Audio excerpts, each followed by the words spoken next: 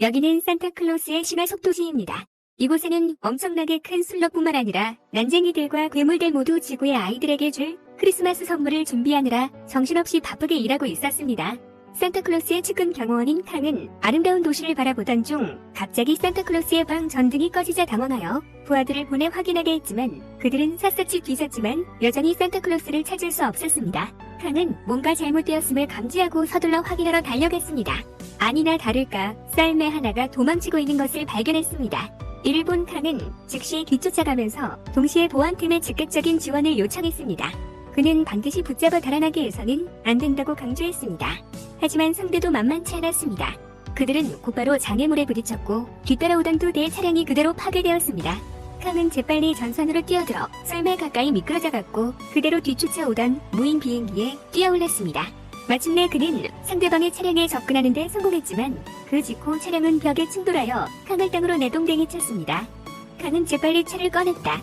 그리고 확대 장치를 사용하여 성공적으로 차를 크게 만들었다. 이동수단이 생기자 캉은 쉽게 상대방의 차를 뒤쫓았다.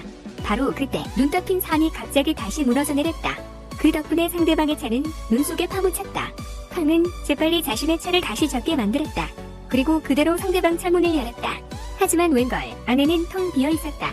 이때 캉은 자신이 그들의 함정에 빠졌다는 것을 깨달았다. 하지만 이미 너무 늦었다. 그는 속수무책으로 산타클로스가 잡혀가는 것을 지켜볼 수밖에 없었다.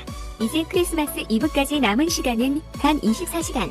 그들은 서둘러 산타클로스를 구출해야 한다. 최대한 빨리. 요정들은 한바탕 조사 끝에 마침내 약간의 단서를 얻었습니다. 그들의 위치가 최고의 해커인 잭에 의해 밝혀진 것입니다. 그는 세계 최고의 추적자로 명성이 자자했습니다. 같은 시각 한 남자가 집으로 돌아오던 중 갑자기 뒤에서 누군가 따라오는 것을 알아차렸습니다. 그는 재빨리 몸을 돌려 반격했고 상대를 집 안으로 밀어넣었습니다. 그런데 웬걸 안에는 수많은 특수부대원들이 있었습니다. 그들의 손에는 이상한 총이 들려있었고 끊임없이 그를 겨냥했습니다. 누구든 총에 맞으면 즉시 기절할 터였습니다. 하지만 이 남자 역시 만만한 상대는 아니었습니다. 그는 재빨리 기회를 잡아 반격에 나섰습니다. 단 몇 번의 간단한 동작만으로 이들을 모두 쉽게 제압했습니다. 하지만 그가 떠나기도 전에 또 다른 무리가 우리를 몰려왔습니다. 이를 본 남자는 재빨리 기지를 발휘하여 맞은편 건물로 뛰어넘었습니다. 그리고 빗물 파이프를 타고 미끄러져 도망쳤습니다. 그가 드디어 놈들로부터 벗어났다고 기뻐하는 순간 갑자기 기다리고 있던 한 여자에게 얻어맞고 기절했습니다. 알고 보니 그는 바로 그 유명한 해커 잭이었습니다. 여자는 즉시 산타클로스를 납치한 배후에 대해 캐물었습니다. 하지만 잭은 아무것도 모르는 척 시치미를 뗐습니다. 그러자 여자는 그를 신화 세계를 수호하는 조직으로 데려갔습니다. 하지만 잭은 세상에 마법 같은 건 없다고 믿었습니다. 그러나 불을 뿜는 말, 머리 없는 기사, 으츠스한 호박 귀신을 두 눈으로 목격한 후 그는 이 모든 것이 현실이라는 것을 믿지 않을 수 없었습니다. 결국 그는 순순히 사실대로 털어놓았습니다. 자신이 해킹한 정보가 산타클로스와 관련이 있다는 사실을 전혀 몰랐다고 말했습니다. 게다가 그는 중개인을 통해 정보를 팔았을 뿐 배우가 누구인지는 알지 못한다고 덧붙였습니다. 캉은 이때 나타나 잭에게 납치범의 위치를 찾아내라고 요구했다. 하지만 잭은 전혀 두려워하지 않고 더 높은 대가를 요구했다. 이를 본 캉은 곰을 시켜 잭을 꽉 껴안게 했고 결국 잭은 어쩔 수 없이 그들을 도와 산타클로스를 납치한 범인을 찾기로 했다. 먼저 그들은 유로버에 있는 중개인을 찾아가야 했다. 그 중개인은 잭과 납치범 사이에서 거래를 주선한 인물이었다. 캉은 잭을 데리고 마법의 문을 통해 중개인이 사는 도시에 도착했고 이 광경에 잭은 매우 놀랐다. 곧 두 사람은 중개인을 발견했지만 그의 옆에는 경호원 몇 명이 있었다. 이를 본 캉은 조금도 망설이지 않고 바로 다가갔다. 경호원들은 캉을 제압하려 했으나 그는 쉽게 빠져나왔다. 캉은 몸을 자유자재로 커졌다 작아졌다 하며 이 녀석들에게 제대로 된 맛을 보여줬다. 이 독특한 기술 덕분에 캉은 단숨에 경호원들을 모두 쓰러뜨렸다. 그는 더 이상 기다릴 수 없어서 중개인에게 산타클로스가 어디에 있는지 강하게 추궁했다. 그러나 중개인은 배후에 있는 그녀가 너무 잔혹한 인물이라 겁에 질려 입을 열지 못했다. 만약 그녀의 이름을 말하면 자신의 목숨이 위험해질 것이 뻔했기 때문에 그는 모래 위에 그녀의 이름을 적을 수밖에 없었다. 그런데 잭이 실수로 그 이름 트레일러를 소리내어 읽어버렸다. 그러자마자 트레일러는 그 말을 듣고 곧바로 모습을 드러냈다. 그 순간 해변에는 검은 구름이 몰려왔고 갑자기 중개인이 몸을 부들부들 떨기 시작하더니 결국 그의 몸은 트레일러에게 완전히 지배당하고 말았다. 캉은 단번에 상대를 알아차렸습니다. 바로 크리스마스 마녀였습니다. 그녀가 산타클로스를 납치한 이유는 그의 힘을 빼앗기 위해서였습니다. 그 힘으로 사소한 거짓말이나 약속 어기기까지 죄를 지은 사람들을 처벌하려 했던 것입니다. 트레일러는 이 세상을 죄 없는 완벽한 곳으로 만들고 싶어 했지만 거의 모든 사람이 잘못을 저지르며 살아가죠. 하지만 트레일러는 개의치 않고 산타클로스를 절대 풀어주지 않겠다고 단언했습니다. 말을 마친 그녀는 곧바로 사라졌습니다. 직후 바다 밑에서 아이스크림 판매 차량이 갑자기 떠올랐습니다. 문이 열리자 눈사람 무리가 빠르게 내렸습니다. 그들은 사람에게 맞기만 하면 즉시 얼어붙게 만드는 눈덩이를 던지기 시작했습니다. 강은 두 사람에게 먼저 피하라고 소리쳤습니다. 하지만 이 눈사람들은 정보를 숨기려는 브로커를 죽이기 위해 보내졌기 때문에 브로커만을 계속해서 누렸습니다. 잭은 어쩔 수 없이 눈사람들을 붙잡아 브로커가 도망칠 시간을 벌어주려 했습니다. 이때 강도 눈사람들과 격렬하게 싸우고 있었습니다. 강이 눈사람을 두둥강내도 눈사람은 다시 원래대로 회복될 수 있었습니다. 한편 잭도 눈사람들과 힘겹게 싸우고 있었습니다. 눈사람을 불 속에 던져 넣어도 아무런 소용이 없었습니다. 곧이어 눈사람들은 엄청난 기세로 다시 일어섰고 단지 손짓 한 방으로 잭을 수십 미터나 날려버렸습니다. 강 역시 상황이 별반 다르지 않았습니다. 아무리 공격해도 미미한 타격밖에 줄 수 없었습니다. 절체절명의 순간 강은 우연히 눈사람의 코를 떨어뜨렸습니다. 그러자 그 강력했던 거대한 괴물이 즉시 녹아 사라졌습니다. 그러자 잭은 기지를 발휘해 재빨리 가스통에 구멍을 냈고 그대로 눈사람에게 던져 불을 붙였습니다. 큰 폭발이 일어나 곧바로 코가 떨어져 나가면서 눈사람을 해치웠지만 잭 또한 수영장으로 떨어졌습니다. 그러자 눈사람은 재빨리 수면을 얼려버렸고 잭은 헤엄쳐 올라가려 했지만 한쪽 다리가 얼음에 붙잡혔습니다. 눈사람이 다가와 그를 처리하려는 순간 다행히 강이 재빨리 코를 뽑아 눈사람을 쉽게 해치웠습니다. 그때 한 무례한 남자가 차 문을 열자 뜻밖에도 안에서 선물을 발견했습니다. 다름 아닌 아름다운 스노우볼이었는데 그가 그것을 집어들자 스노우볼의 색깔이 변했고 빛이 사라지자 남자도 사라졌습니다.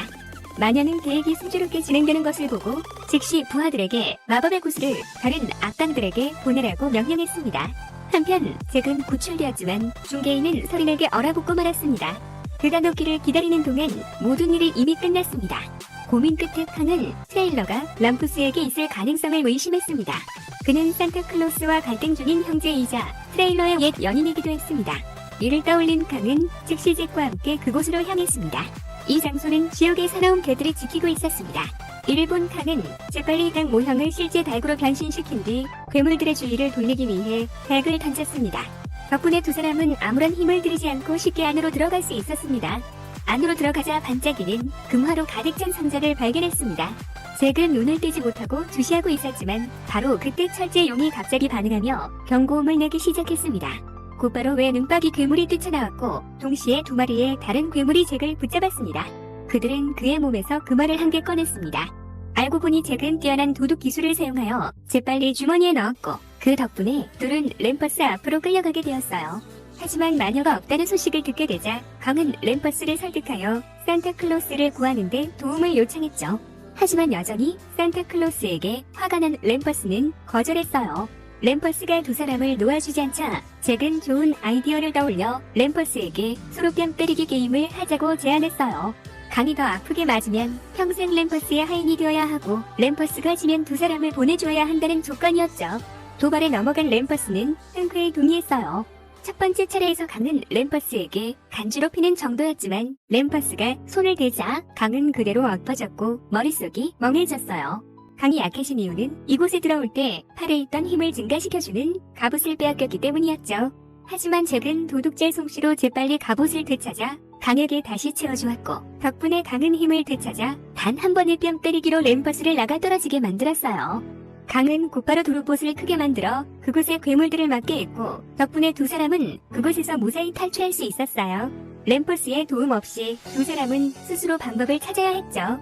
하지만 가는 길에 그들은 길 한복판에 놓인 피아노를 발견했고 마침 잭의 아들에게서 전화가 왔어요. 아들은 방금 구슬을 받았다고 했죠. 잭이 말릴 새도 없이 아들은 구슬을 들었고 그 순간 갑자기 사라져버렸어요. 피아노 위에도 구슬이 하나 있었죠. 잭은 그 구슬을 들고 캠에게 자신을 찾으라고 말했고 그렇게 잭은 구슬 안에 갇히게 되었어요. 그와 그의 아들은 마녀의 기지로 빠르게 이송되었습니다. 그녀는 그들을 전리품처럼 전시하고 일련의 구슬을 보내기 시작했습니다. 그렇게 얼마 지나지 않아 온 세상은 정직한 사람들만 남게 될 것입니다. 마녀가 떠난 후 아들은 매우 당황했습니다. 그래서 잭은 그를 안심시켰습니다. 그리고 아들을 매우 사랑한다고 말했습니다. 그리고 아들을 위해 할 수 있는 모든 것을 다 할 것이라고 했습니다. 이 말을 하자 두 부자의 눈에서 눈물이 뚝뚝 떨어졌습니다. 놀랍게도 구슬이 깨졌습니다. 덕분에 두 부자는 풀려났습니다. 알고 보니 얼음 구슬을 깨는 방법은 더 착해지는 것이었습니다. 두 부자가 나가는 길을 찾고 있을 때 마침 강도 왔습니다. 하지만 이대 마녀는 이미 대량으로 구슬을 배달하기 시작했습니다. 그러므로 그들은 가능한 한 빨리 그녀를 막아야 합니다. 마녀가 술록 썰매를 이용해 전 세계로 구슬을 운반하려던 바로 그때 강이 사람들을 이끌고 도착했어요. 마녀는 병사들을 시켜 그들을 막고 자신은 산타클로스와 구슬들을 데리고 재빨리 떠났죠. 다행히 잭과 강이 제때 따라 붙었고 두 사람은 즉시 마녀를 막으려 했지만 그녀의 상대가 되지 못해 멀리 날아가 버렸어요. 술록들이 날아오르려는 순간 잭는 재치있게 술록들의 사슬을 풀어 먼저 가게 했고 그 바람에 마녀는 조종을 잃고 다리에서 떨어졌어요. 그 기회를 틈타 강은 산타클로스를 구출했어요. 하지만 바로 이때 마녀가 본 모습을 드러내 강을 헤치려 달려들자 갑자기 불길이 그녀를 덮쳤어요. 램퍼스가 자신의 용을 데려와 도우려 한 것이었죠. 하지만 그 기세도 잠시 마녀는 용을 붙잡아 사정없이 두들겨 팼어요. 강조차도 그녀의 상대가 되지 못했죠. 그럼에도 불구하고 그들은 끝까지 싸우려고 노력했어요. 강이 더 이상 버틸 수 없다고 생각했을 때 마침내 산타클로스가 깨어났어요. 그는 즉시 술록들을 불러 다시 돌아오게 했고 술록들은 마녀에게 달려들어 맹공격을 퍼부었어요. 마지막으로 멋진 박치기 한 방으로 마녀를 구슬이 가득 찬 통에 날려버렸죠. 수천 개의 구슬에서 뿜어져 나오는 엄청난 힘이 마녀를 봉인해버렸고 마침내 모든 것이 끝났어요. 산타클로스와 램퍼스 형제는 서로의 오해를 풀고 화해했고 산타클로스는 다시 크리스마스 선물을 나눠주기 시작했어요. 이렇게 영화는 끝이 납니다.